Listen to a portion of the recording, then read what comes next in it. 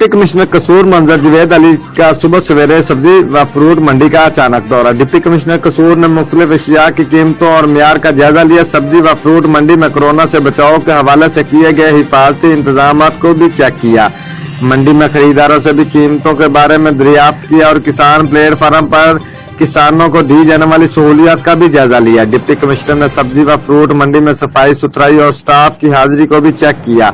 आवाम को मियारी और मुकर्रर रेट्स पर अशिया खुर्द-ओ-नोश की फराहमी के लिए जिलाई इंतजामिया हर मुमकिन इकदाम कर रही है और तमाम प्राइस कंट्रोल मजिस्ट्रेट्स आवाम को रिलीफ दिलवाने के लिए मसरूफ अमल है। इसके अलावा डिप्टी कमिश्नर कसूर का गला मंडी में गंदम की खरीदो फरोख्त पर सख्त नोटिस।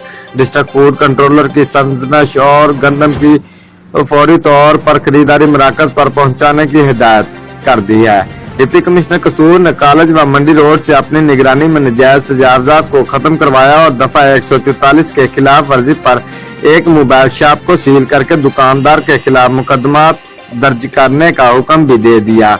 सब्जी व फ्रूट मंडी दौरा के मौका पर vice chairman market committee Mohammad Qaiser Ayub Sheikh, extra assistant director ज़राई marketing Sarfaraz Ahmed, sub inspector market committee Mohammad Shafiq और दीगर मुतल्लिका अफसरान भी मौजूद थे।